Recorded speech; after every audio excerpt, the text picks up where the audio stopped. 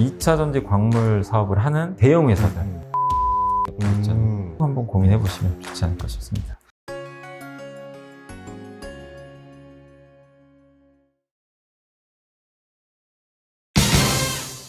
이 2차 전지 말씀해 주신 대로 최근 몇 년간 진짜 거침없이 상승세를 이어왔는데 어떻게 내년에도 이어갈 수 있을지, 그리고 2차 전지 완성 세트 업체 혹은 소재 업체 둘 중 어느 쪽이 더 나을 것 같은지 좀 궁금하네요. 2차 전지는 이제 기업마다 다 다를 것 같아요.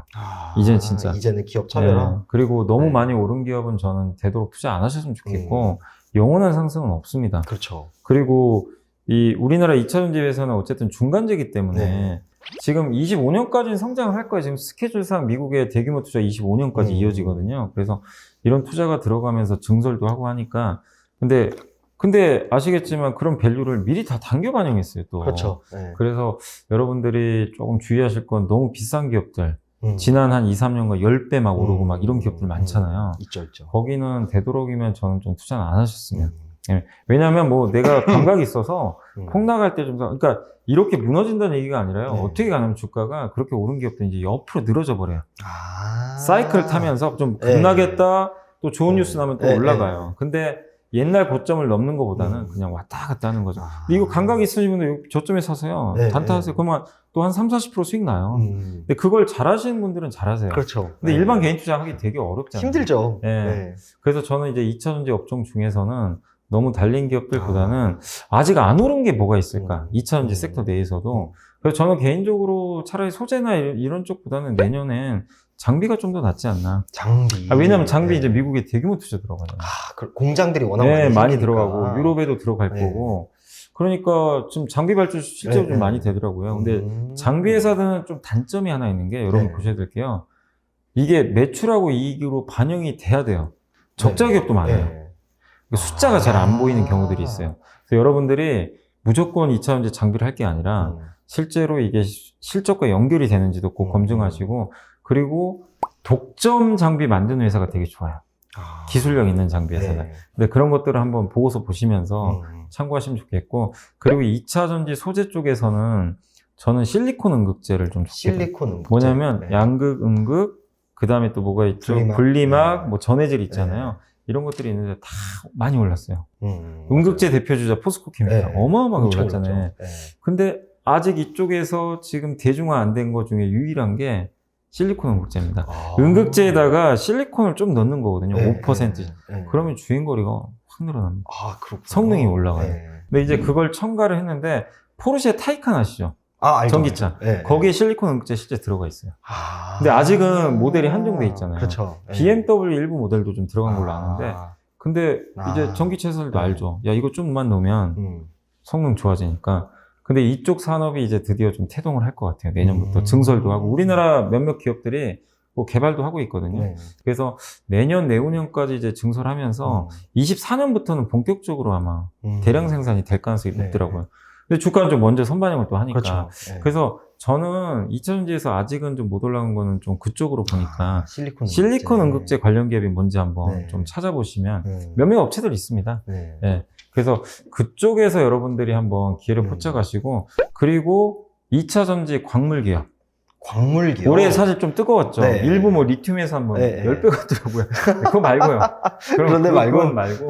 우리나라 회사 중에 그 2차 전지 광물 지금 제대로 하는 기업이 어디예요? 철강 회사 있잖아요. 철강 쪽에서. 철강 쪽에서 이미 금속, 이 광물 자원 다 컨트롤 해봤잖아요. 그러니까 비철금속, 철강. 이런 기업들이 일단은 기본 베이스는 철강과 금속을 하고 있죠. 그렇죠. 돈 잘 벌어요. 밸류도 엄청 싸요. 철강은 밸류 안 주잖아요. 안 주죠. 근데 여기에 리튬, 뭐 리켈, 뭐 이런 게 붙는다. 그러면 주가가 레벨업을 좀 할 수 있겠죠. 그래서 근데 주가가 워낙 또 저밸류 기업들이니까 부담도 없고. 그래서 저는 2차 전지 광물 사업을 하는 그 좀 대형 회사들, 대형 철강 회사들, 이쪽을 좀 주목을 해보자. 그런 데가 어디가 있나요? 전 사실 뭐 대표적인 게 포스코홀딩스. 포스코. 그 아르헨티나에 딱 있고, 그 다음에 그 고려아연. 맞아. 고려아연도 유명했죠.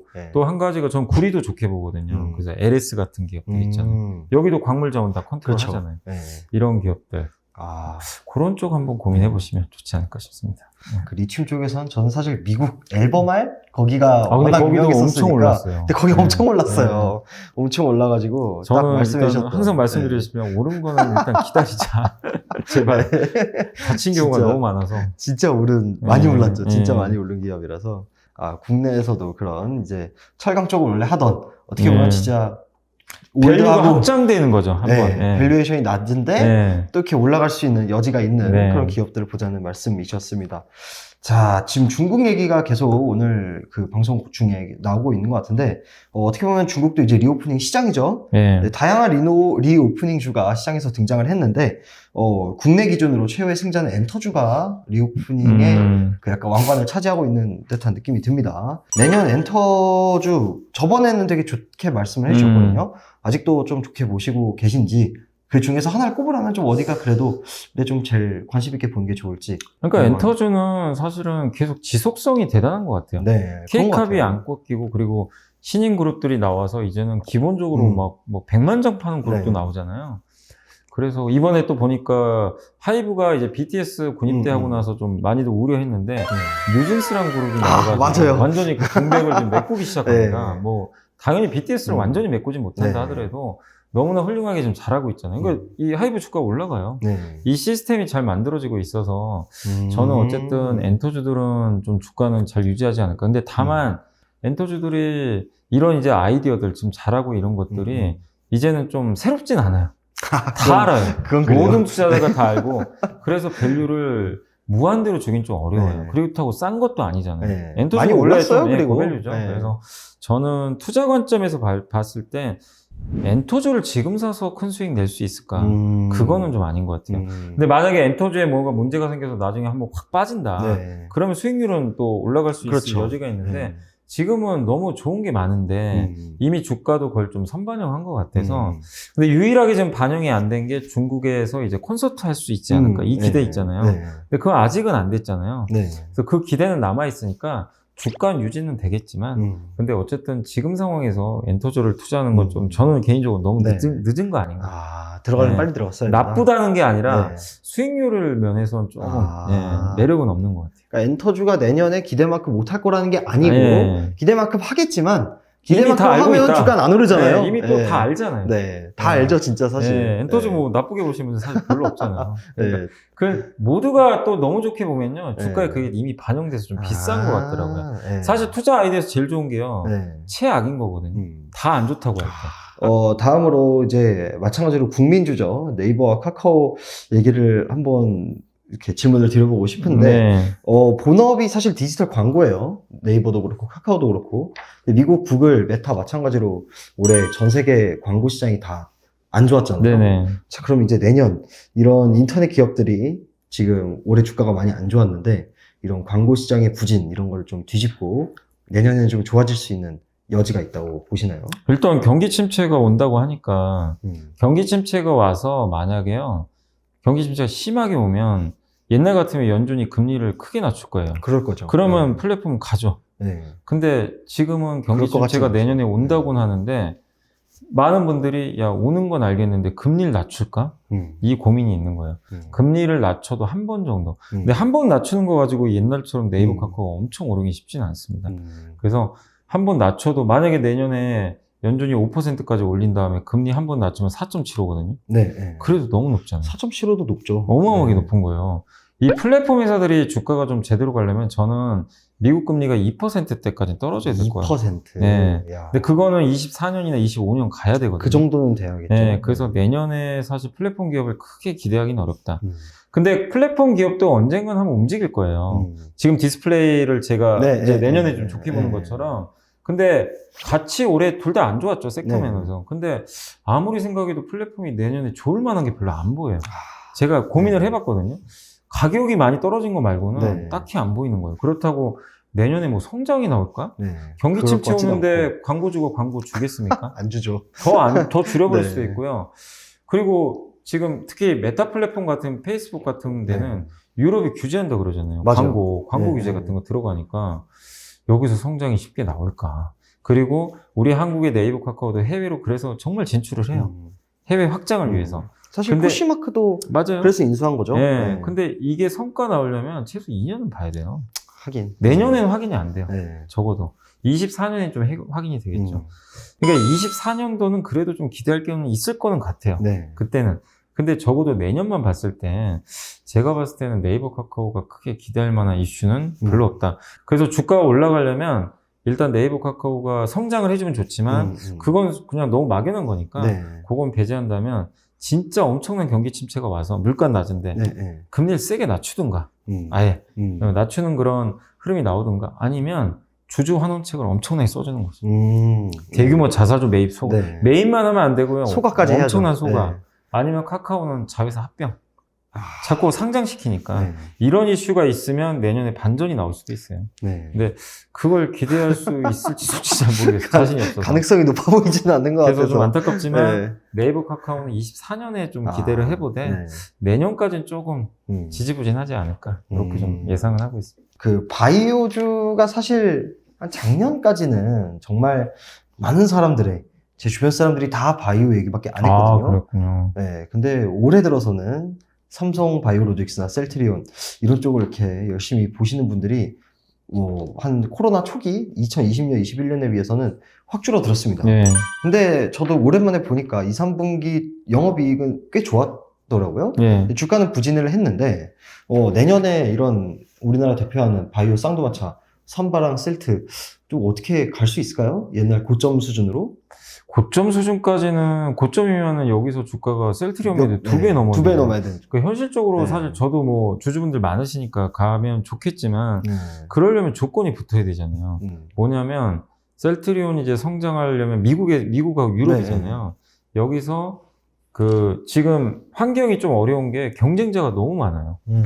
옛날엔 셀트리온이 그냥 1등이었어요. 네. 근데 이제 수많은 기업들이 다 같이 따라갑니다. 네. 그러면 이제 파일을 또 나눠 갖게 되니까 요게 좀 어렵다는 거죠.